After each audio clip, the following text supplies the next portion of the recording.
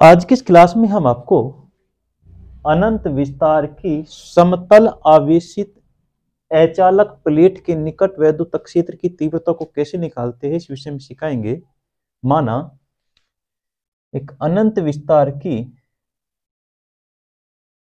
एक अनंत विस्तार की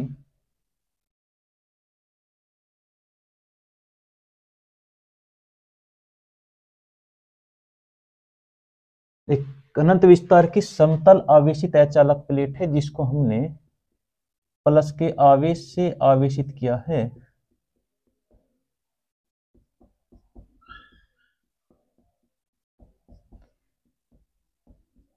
क्लियर। हम क्या काम करते हैं, इस प्लेट से गुजरने वाला एक बंद बेलनाकार गोशन पृष्ठ खींचते हैं।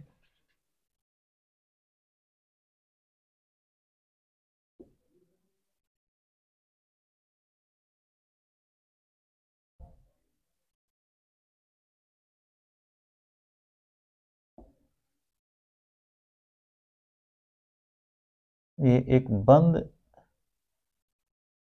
बेलनाकार गोशन पृष्ठ है।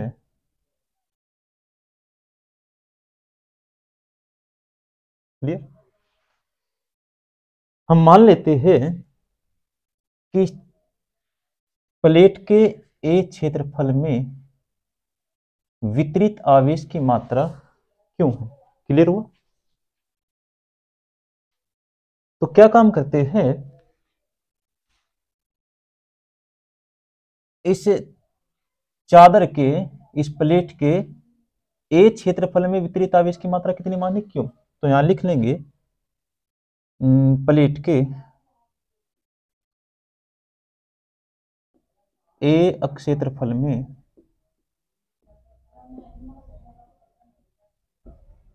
वितरित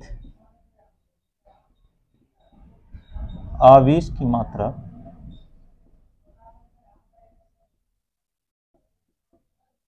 हम क्यों मान लेते हैं। क्लियर। और अगर मैं एकांक क्षेत्रफल में प्लेट के एकांक क्षेत्रफल में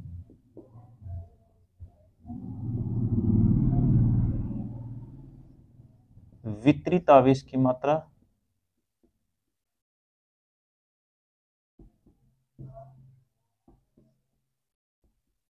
वो कितनी हो जाएगी, ये आपका अपोन में आ जाएगा, तो ये हो जाएगा क्यू अपॉन ए। क्लियर हुआ। और एकांक क्षेत्रफल में वितरित आवेश की मात्रा को हम पृष्ठ आवेश का पृष्ठीय घनत्व सिग्मा कहते हैं, अर्थात जिसको हम सिग्मा से प्रदर्शित करते हैं। सिग्मा बराबर कितना होगा, क्यू अपॉन ए। इसे बोलते हैं आवेश का पृष्ठीय घनत्व, और वो इक्वल होता है किसके, क्यू अपॉन ए। तो क्यू अपॉन ए के स्थान पे क्या रख लूंगा मैं, आवेश का पृष्ठीय घनत्व सिग्मा, अर्थात सिग्मा बराबर कितना हो गया आपका, सिग्मा बराबर हो गया क्यू अपॉन ए। जिसको हम यहां से अगर मैं क्यू की वैल्यू निकाल लूं तो क्यू इक्वल टू कितना हो जाएगा, क्यू इक्वल टू हो जाएगा आपका सिग्मा इंटू ए। इक्वेशन नंबर 1 हम मान लेते। क्लियर। अब देखिए, अब मैं इस पूरे बेलनाकार गोशन पृष्ठ से, जो पूरा का पूरा हमने बेलनाकार पृष्ठ खींचा है, इससे कितना वैद्युत फ्लक्स गुजरेगा वो हम निकालते हैं। तो यहां लिखेंगे बंद बेलनाकार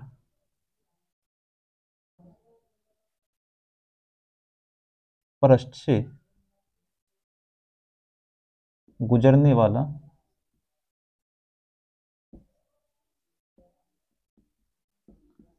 कुल वैद्युत फ्लक्स,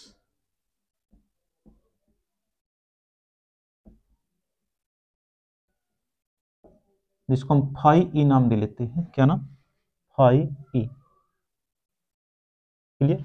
अब यहां पर देखिए, किसी भी बंद पृष्ठ से गुजरने वाला जो वैद्युत फ्लक्स होता है वो आपका होता है phi E equal to E A cos theta. Clear. क्योंकि अगर देखा जाए, इस बेलनाकार जो गोशन पृष्ठ हमने लिया हुआ है, इसमें 3 पृष्ठ है, ये समझिए। एक पृष्ठ आपका ये हो गया बंद, एक ये हो गया, और तीसरा ये हो गया आपका, ये पहला पृष्ठ, ये दूसरा पृष्ठ और ये तीसरा पृष्ठ। क्लियर। अब इन तीनों पृष्ठ से क्या निकलेगा, इन तीनों ही पृष्ठ से वैद्युत फ्लक्स निकलेगा। तो हम क्या काम करेंगे, तीनों पृष्ठों से निकलने वाले वैद्युत फ्लक्स को हम जोड़ देंगे, तो टोटल क्या आ जाएगा, टोटल वैद्युत फ्लक्स आ जाएगा। क्लियर। तो क्या हो जाएगा, अच्छा अभी किसी भी पृष्ठ से वैद्युत फ्लक्स निकालने के लिए हम क्या काम करेंगे, जैसे ये पृष्ठ है आपका, ये वाला पृष्ठ, तो किसी भी पृष्ठ पर क्षेत्रफल अवयव की जो दिशा होती है वो हमेशा पृष्ठ के लंबवत बाहर की ओर होती है। ऐसे मानिए कि पृष्ठ ऐसा है, तो इस पे जो क्षेत्रफल अवयव की जो दिशा होगी वो पृष्ठ के लंबवत बाहर की ओर, तो इस पे जो डी की दिशा हो जाएगी वो पृष्ठ के लंबवत क्या हो जाएगी, बाहर की ओर। क्लियर। दूसरी बात, क्योंकि हमने इस प्लेट को प्लस का आवेश दिया है, तो प्लस आवेश के कारण जो वैद्युत क्षेत्र की दिशा होती है वो हमेशा आवेश से दूर की ओर होती है। तो आवेश से जब हम दूर की ओर चलेंगे तो ये क्या हो जाएगा, ये हो जाएगा आपका ई, ये होता है वैद्युत क्षेत्र की दिशा। हम मान लेते हैं कि इनके बीच में जो कोण है वो θ1 है, और इस पृष्ठ से जो आपका एक पृष्ठ है, इस पृष्ठ से गुजरने वाला वैद्युत फ्लक्स φ1 मान लेते हैं। क्लियर हुआ। चलिए ठीक उसी प्रकार से इस साइड में आइए। अब की बार अगर मैं इस पृष्ठ को ऐसे लेकर चलूं, ये पृष्ठ ऐसे है, तो इस पे क्षेत्रफल अवयव की दिशा क्या होगी, इस पृष्ठ के लंबवत बाहर की ओर, तो ये हो जाएगी इस पे पृष्ठ के लंबवत बाहर की ओर, ये क्षेत्रफल अवयव की दिशा हो जाएगी। क्लियर। और क्योंकि हमने इसको क्या आवेश दिया है, क्योंकि इस प्लेट को हमने प्लस का आवेश दिया हुआ है, तो प्लस आवेश के कारण जो वैद्युत क्षेत्र की दिशा होती है, वैद्युत क्षेत्र की दिशा वो हमेशा आवेश से दूर की ओर होती है। तो आवेश की साइड नहीं चलना, हमें आवेश से क्या चलना, दूर की ओर। तो ये क्या हो जाएगा, ये हो जाएगा आपका क्षेत्र, वो वैद्युत क्षेत्र की दिशा। क्लियर। और इनके बीच में कोण क्या मान लेता हूँ, इनके बीच कोण ले लेता हूँ मैं θ2, और इस पृष्ठ से गुजरने वाला जो वैद्युत फ्लक्स है उसको मान लेता हूँ φ2। क्लियर हुआ। चलिए अभी एक पृष्ठ आपका और शेष है, ये वाला पृष्ठ, जिसको ये गोल वाला पृष्ठ, तो ये गोल वाला पृष्ठ ये है। अब यहां पर हम चेक करते हैं, क्योंकि पृष्ठ ऐसा रखा हुआ है, तो इस पर क्षेत्रफल अवयव की दिशा पृष्ठ के लंबवत बाहर की ओर, तो बाहर की ओर ये हो जाएगी आपकी, ये हो जाएगी DA, क्षेत्रफल अवयव की दिशा। क्लियर। और इस पे वैद्युत क्षेत्र की दिशा क्या होगी, तो वैद्युत क्षेत्र की दिशा क्या होगी, आवेश से दूर की ओर। तो हम आवेश की ओर तो नहीं आ सकते, आवेश की जब दूर की ओर चलेंगे तो यह हो जाएगी आवेश से दूर की ओर।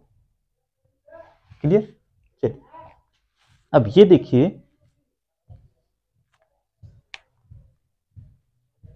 तो ये कोण कितना मान लेता हूं मैं, कोण θ3 मान लेता हूं, और इस पृष्ठ से गुजरने वाला वैद्युत फ्लक्स को मान लेता हूं φ3।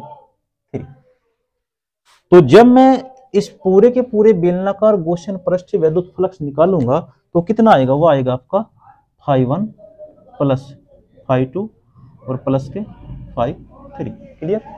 अब यहां देखिए, मैंने बताया था कि किसी भी पृष्ठ से जो वैद्युत फ्लक्स गुजरता है, निकलता है, वो कितना होता है, φe बराबर EA cos θ। तो यहाँ पर क्या हो जाएगा, जब इस पृष्ठ की बात करेंगे हम, तो φe आपका हो जाएगा कितना, ये हो जाएगा आपका EA cos θ1। क्लियर।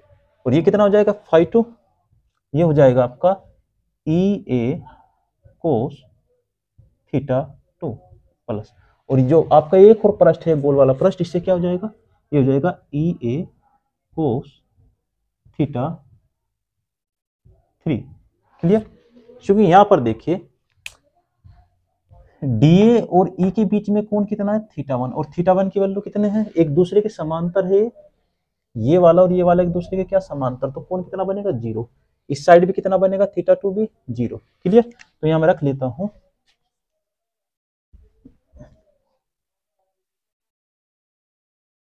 तो हो जाएगा आपका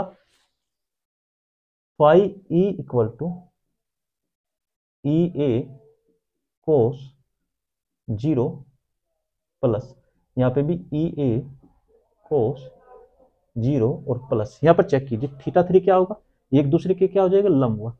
क्लियर। तो ये हो जाएगा आपका EA, और लंबवत है तो cos 90। क्लियर। तो ये हो जाएगा आपका φe बराबर cos 0 की वैल्यू 1, तो EA प्लस यहाँ पे भी कोस 0 की वैल्यू कितनी 1, तो ये भी कितना ई ए, और प्लस यहाँ कोस 90 क्या होता है 0, और कोस 90 0, तो टोटल का टोटल कितना 0। तो यहाँ से फाई ई की आपकी जो वैल्यू मिली फाई ई वो हो जाएगा आपका 2e ए। क्लियर हुआ। अब हम क्या काम करेंगे, अब हम गॉस की प्रमेय का यूज करेंगे। तो यहाँ लिख लेते हैं गॉस की प्रमेय से, गॉस की प्रमेय से। अच्छा, गॉस की प्रमेय क्या होता है, गॉस की प्रमेय ये होता है कि किसी भी बंद पृष्ठ से गुजरने वाला जो वैद्युत फ्लक्स होता है फाई ई, क्लियर, वो उस पृष्ठ से परिबद्ध कुल आवेश का, अगर कुल आवेश को मैं क्यों मान लेता हूं, उसका क्या होता है 1/ε0 गुणा होता है, 1/ε0 गुणा होता है। तो या करके हम इसको ऐसे लिख लेंगे फाई ई इक्वल टू आपको क्या मिलेगा 1 की क्यों मल्टीप्लाई करेंगे तो क्यों ε0। क्लियर हुआ। अब ये जो फाई ई की वैल्यू आपको मिली है हम इसको यहाँ रख देते हैं, यहाँ पे तो रखिए। अतः आपको जो वैल्यू मिल गई वो हो गया Q upon ε0 equal to 2e a. अब यहां से हमने क्यू का मान पहले ही निकाला हुआ, तो क्यू का मान कितना है, क्यू बराबर होता है सिग्मा ए, तो यहाँ पर रख देते हैं क्यू की वैल्यू क्या रखने में सिग्मा ए अपॉन कितना 2 सिग्मा अपॉन ε0 और इक्वल टू कितना 2e। अब ए से आप ए को कैंसिल कर लीजिए तो सिग्मा अपॉन ε0 इक्वल टू कितना 2e, क्योंकि हमें तो ई निकालना है, या ई का वैल्यू कितना मिल जाएगा आपको, ई इक्वल टू मिल जाएगा सिग्मा अपॉन इसके अपोन में आ जाएगा 2ε0। क्लियर। तो ये होता है किसी भी समतल आवेशित अचालक प्लेट के निकट वैद्युत क्षेत्र की तीव्रता E equal to sigma upon 2ε0। Clear हुआ। अगर आपको ये वीडियो अच्छी लगी हो तो इसको शेयर कीजिए। वीडियो देखने के लिए आप सभी का धन्यवाद।